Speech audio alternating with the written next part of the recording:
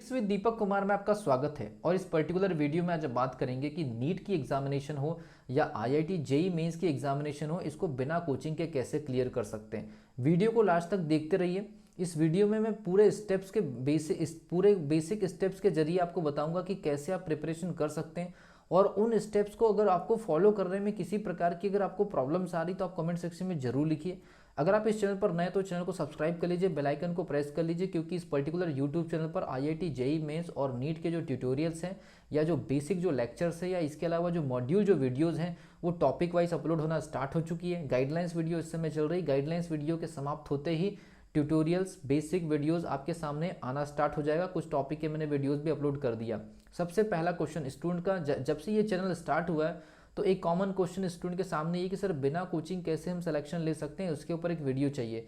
तो आज मैंने पूरा प्रॉपर स्टडी करके आपके सामने कुछ पॉइंट्स को रख रहा हूँ। आप वीडियो को लास्ट तक देखिए। अगर आप एक रियल में नीट के एस्पिरेंट हैं या आईआईटी जेई जैसे एग्जामिनेशंस की प्रिपरेशन कर रहे हैं तो ये बेसिक स्टेप्स को अगर आप फॉलो कर लेते हैं ईमानदारी से, और जितनी भी चीज़ें बताई जा रही है इसको अगर आप एक अच्छे एक्यूरेसी के साथ फॉलो कर लेते हैं टाइम लिमिट में, तो ये मान के चलिए कि आपके पास में बिना कोचिंग के भी एक अच्छा स्कोर निकालने का ऑप्शन होगा। बात करते हैं सबसे पहला स्टेप एग्जामिनेशन लेवल।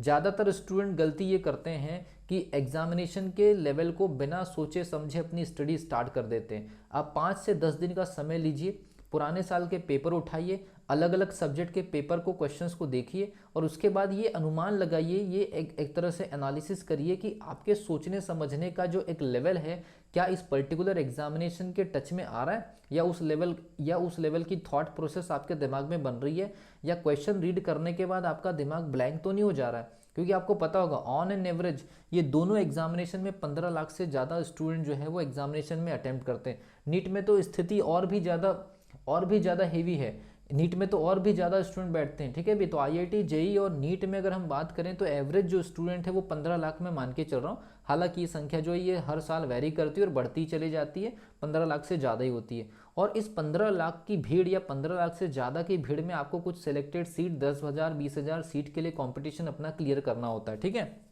तो सबसे पहली चीज़ तो अगर मान लीजिए आप सेल्फ स्टडी कर रहे हैं या कोचिंग नहीं कर रहे हैं तो सबसे पहली चीज़ अपनी एग्जामिनेशंस के लेवल को पहचानिए। एग्जामिनेशंस के लेवल को पहचानने का सबसे सही तरीका ये होता है कि पुराने साल का ये लेटेस्ट क्वेश्चन पेपर आप उठा लीजिए और जो रिलेवेंट सब्जेक्ट है, चाहे फिजिक्स हो चाहे केमिस्ट्री हो, जैसे आईआईटी जेई वालों के लिए हम बात करेंगे मैथ्स के सब्जेक्ट के लिए और नीट के लिए हम बात करेंगे बायो साइंस के लिए, तो आप पेपर को जब आप देख रहे होते हैं तो पहले आप चेक करिए कि आपके लेवल में पेपर है या नहीं है। तो एग्जामिनेशन का लेवल मतलब एग्जामिनेशन की रियलिटी का नॉलेज होना बहुत ज़रूरी है। ज़्यादातर स्टूडेंट को एग्जामिनेशन की रियलिटी का नॉलेज नहीं होता है और उसके बावजूद भी बेवजह ही बिल्कुल किसी भी डायरेक्शन में प्रिपरेशन करते रहते हैं। तो मैं आपको बता दूं ऐसी प्रिपरेशन आप करते रहिए, लगातार कई वर्षों तक करते रहिए, आपके पूरे अटेम्प्ट बेकार हो जाएंगे, सिलेक्शन कभी भी आपको हाथ नहीं लगने वाला है। तो सबसे पहले काम आपको क्या काम करना है, एग्जामिनेशन लेवल चेक करना है। और एग्जामिनेशन लेवल को मतलब एग्जामिनेशन में क्वेश्चंस का लेवल क्या है, किस लेवल के क्वेश्चन सेट होते हैं। अगर आपने उस लेवल को टच करने की कोशिश नहीं करी तो आप कोचिंग कर भी रहे होंगे तो आपको कोई बेनिफिट नहीं मिलेगा। ठीक है, सबसे पहली चीज़ तो एग्जामिनेशन लेवल पर आपका फोकस होना चाहिए। एक बार एग्जामिनेशन लेवल आपको समझ में आ गया कि नहीं इस पर्टिकुलर सब्जेक्ट को ऐसे पूछा जाता है, उस सब्जेक्ट को ऐसे पूछा जाता है या उस सब्जेक्ट को ऐसे पूछा जाता है, तो आपका माइंडसेट एक तरह से क्रिएट होना स्टार्ट हो जाएगा। भले आपको चीज़ें अभी नहीं आती है लेकिन आपका माइंडसेट का एक तरह से डायरेक्शन में आना बहुत ज़रूरी है। दूसरी चीज़ study material.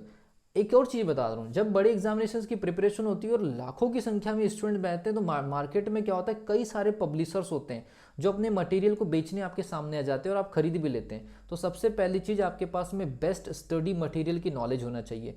Best study material क्या होते हैं, जो एग्जामिनेशन ओरिएंटेड होते हैं, जो पूरी तरह से अपना जो मटेरियल डिज़ाइन करते हैं वो एग्जामिनेशन ओरिएंटेड होते हैं। तो इसको क्रॉस चेक करने का सबसे सही तरीका ये होता है कि उनके जो सॉल्यूशंस टेक्निक आप देखिए, सॉल्यूशन टेक्निक में इजी लैंग्वेज में ज़्यादा बेहतर तरीके से सॉल्यूशन हो और एग्जामिनेशन बेस हो, मॉड्यूल फॉर्मेट में हो, टॉपिक वाइज क्वेश्चन हो, टॉपिक वाइज उसमें पूरे के पूरे जो उसके जो स्टडी कंटेंट हो वो एकदम टारगेटेड होना चाहिए। बेवजह का अगर आप कुछ भी पढ़ेंगे तो ये मान के चलिए कि प्रॉब्लम्स आपके सामने बहुत बड़ी आ जाएंगी। स्टडी मटेरियल का बहुत बड़ा खेल होता है बड़े एग्जामिनेशन में, खासतौर पर ऐसे जो एग्जामिनेशन है जिसमें काफ़ी कठिन कठिन सब्जेक्ट आपके सामने होते हैं, फिजिक्स, मैथ्स, केमिस्ट्री, बायोलॉजी, अलग अलग एग्जामिनेशन के लिए। और ये सब्जेक्ट सच में बहुत ज़्यादा कठिन होते हैं। अगर स्टडी मटेरियल अगर सही तरीके का नहीं मिला तो ये मिसगाइडेड हो जाएगा और ये मिसगाइडेड चीज़ें आपको फेल ही कराएगा। यहाँ पर स्टडी मटेरियल का बहुत ज़्यादा रोल होता है। अगर आप सेल्फ स्टडी कर रहे हैं तो फिर तो आपके लिए बहुत ही अलग चीज़ होती है। स्टडी मटेरियल एक्यूरेट होना बहुत ज़रूरी है, टारगेटेड होना बहुत ज़रूरी है, मॉड्यूल फॉर्मेट में होना बहुत ज़रूरी है, थ्योरी के लैंग्वेजेस या उनके जो फॉर्मूले का जो स्टेप्स है वो बहुत क्लियर कट होना चाहिए। अगर ऐसे स्टडी मटेरियल है तो उससे आपको स्टडी करनी चाहिए। देन उसके बाद फिर बात करते हैं डीप स्टडी एंड लेक्चर्स। अगर आप सेल्फ स्टडी कर रहे हैं तो सबसे पहली चीज़ आपको किसी टॉपिक में डीप स्टडी करने की आदत होनी चाहिए। कितने गहराई से जितना ज़्यादा आप एनालिसिस कर सकते हैं। अगर कोई न्यूमेरिकल क्वेश्चन है तो कितना जल्दी फास्ट कैलकुलेशन आपका है। अगर मान लीजिए केमिकल रिएक्शन से तो केमिकल रिएक्शन बनाने में आपकी कितनी अच्छी कितने आप अच्छे स्ट्रांग तरीके से आप केमिकल रिएक्शन को जल्दी जल्दी और एक्यूरेसी के साथ में बना सकते हैं। साथ में अगर मान लीजिए सेल्फ स्टडी कर रहे हैं तो आप लेक्चर्स के लिए यूट्यूब का सहारा ले सकते हैं, जहाँ से आपको फ्री कंटेंट मिल रहा है, क्योंकि ऑलरेडी ये वीडियो जो है ये विदाउट कोचिंग स्टूडेंट्स के लिए बनाई जा रही है। तो मैं आपको यहाँ पर सजेस्ट दूंगा कि यूट्यूब पर भी बहुत सारे जो लोग हैं बहुत अच्छे अच्छे लेक्चर्स डालते हैं, जिससे मैं कोशिश कर रहा हूँ कि फिजिक्स को लेकर के आपको बहुत ही शानदार कंटेंट मैं इस पर्टिकुलर यूट्यूब चैनल पर दूंगा, ठीक है। और स्टडी लेवल, अब सबसे जरूरी चीज होती है स्टडी लेवल। अगर आप मान लीजिए सीधे सीधे प्रिपरेशन करेंगे कि आपने एक टॉपिक उठाया, उसके 4 क्वेश्चन लगा दिए और 4 क्वेश्चंस के आपके आंसर हो गए, तो इसको बोलते हैं सीधे सीधे स्टडी करना। स्टडी लेवल में अगर मान लीजिए आपने क्वेश्चंस के ऊपर क्वेश्चन में अगर जंबलिंग नहीं की, क्वेश्चन में जंबलिंग का मतलब ये होता है कि एक क्वेश्चन के अंदर दूसरा कॉन्सेप्ट, उसी कॉन्सेप्ट के अंदर तीसरा कॉन्सेप्ट, इस टाइप के फंसे हुए क्वेश्चंस आपको लगाने की जरूरत है। मतलब सीधा जाना और सीधा आना, इसका मतलब होता है फेल हो जाना, ठीक है भी। इन पर्टिकुलर एग्जामिनेशन में सीधे तरीके से पढ़ने वाले जो स्टूडेंट है वो सीधे तरीके से फेल हो जाते हैं। वो एग्जामिनेशन में एंट्री लेने के पहले ही फेल हो जाते हैं। तो सीधे सीधे नहीं पढ़ना है, टॉपिक को आपको एक तरह से ऐसे पढ़ना है, बिल्कुल डाइवर्ट होकर के पढ़ना है कि ये इस टॉपिक के अंदर अगर वो टॉपिक आ जाएगा तो कैसे क्या होगा, या उस टॉपिक से मिलते जुलते अगर क्वेश्चंस अगर मान लीजिए ऐसे आ गए तो कैसा होगा, ये आपको याद रखना है।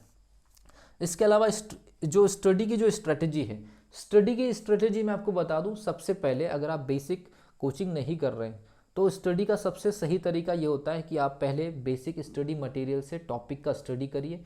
टॉपिक का स्टडी करने के बाद उसको पूरी तरह से मेमोराइज करिए। मेमोराइज करने के बाद पूरे कॉन्सेप्ट आपके क्लियर है या नहीं एक बार पूरा रिवीजन कर लीजिए और फिर उस टॉपिक से क्वेश्चन को लगाइए। और क्वेश्चन मान लीजिए रीड करने के बाद, क्वेश्चन रीड करने के बाद अगर आपको फिर से ये चीज़ समझ में नहीं आ रहा है कि ए क्लिक करना है या बी क्लिक करना है, मतलब सॉल्यूशन करते नहीं आ रहा है, तो यहाँ पर आपको टिक करके आगे नहीं बढ़ना है। आपको एक काम करना है, आपको टिक करके आगे नहीं बढ़ना है, आपको एक काम ये करना है यहाँ पर फिर से दोबारा उस टॉपिक को एक बार फिर से स्टडी करनी है, फिर जाकर के आपको आंसर को क्लिक करना है। ये नहीं कि अगर मान लीजिए टॉपिक पढ़ लिए और क्वेश्चन का आंसर नहीं बन रहा है तो क्लिक करके आगे निकल गए, ये गलती नहीं करनी है अपने को।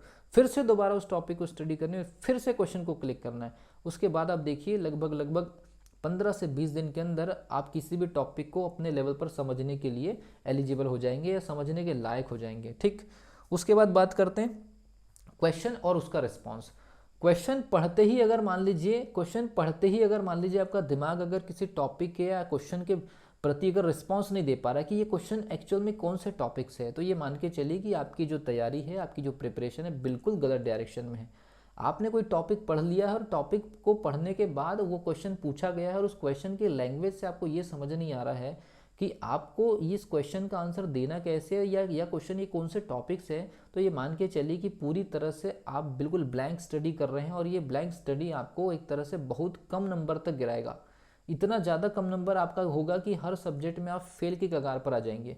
क्वेश्चन रीड करते ही अगर टॉपिक अगर आपका दिमाग क्लिक नहीं कर रहा है तो ये बहुत ही पैनिक सिचुएशन है। ये स्टडी बिल्कुल भी आपको काम नहीं आने वाली है। इसलिए आप किसी भी चीज़ को अगर मान लीजिए स्टडी कर रहे हैं तो उसका रिवीजन बार बार करिए, ताकि आपका जो मेमोरी है, आपका जो दिमाग है, वो एट अ टाइम उस क्वेश्चन से रिलेटेड अगर कोई फैक्ट अगर क्वेश्चन एग्जामिनेशन में आ रहे हैं तो सबसे पहले रिस्पॉन्स करें। रिस्पॉन्स अगर मान लीजिए आपका माइंड नहीं करेगा तो आपके कॉन्सेप्ट वहाँ पर अप्लाई आप नहीं कर पाएंगे। तो इस चीज़ आपको बहुत टेक्निकल चीज़ आपको बता रहा हूँ कि क्वेश्चन रीड करने के बाद रिस्पॉन्स होना बहुत ज़रूरी है माइंड का, तो ये आपको याद रखना है। तो उसके लिए आपको चीज़ें यही है, बार बार चीज़ें रिपीट करते जाइए, एक बार आपका दिमाग भी रिस्पॉन्स करना स्टार्ट कर देगा। और एक और चीज़, सबसे पहला लेवल आपको टॉपिक की नॉलेज लेनी है। दूसरा, उसके बाद टॉपिक पर आपको एक्यूरेसी मतलब नॉलेज लेनी है। नॉलेज के बाद आपको क्या काम करनी है, स्पीड बनानी है, और स्पीड के बाद फिर आपको एक्यूरेसी बनानी है। नॉलेज, नॉलेज के बाद आपको स्पीड, और स्पीड के बाद एक्यूरेसी। और नॉलेज आता है आपका डीप स्टडी करने से, स्पीड आती है आपका टेस्ट, मल्टीपल टेस्ट लगाने से, और एक्यूरेसी होता है कि आप उसमें से कितना स्कोर लेकर के जा रहे हैं। तो ये सारी की सारी जो चीज़ें हैं, ये एक बिना कोचिंग के अगर मान लीजिए आप फॉलो कर रहे हैं, तो ये पूरे स्टेप्स, ये पूरे के पूरे जो 6 स्टेप हैं, ये पूरे 6 स्टेप अगर आप फॉलो करते हैं, तो फिर भी मैं आपको बता दूं, विदाउट कोचिंग भी आप 700 मार्क्स टच कर सकते हैं।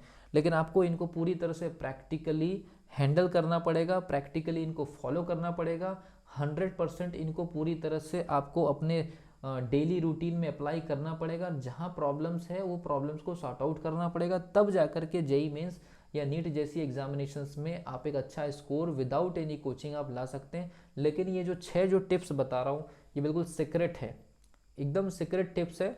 अगर आपको एग्जामिनेशन क्लियर करनी है विदाउट कोचिंग, तो ये आपको करना पड़ेगा। मिलता हूँ अगली वीडियो में, तब तक के लिए wish you all the best.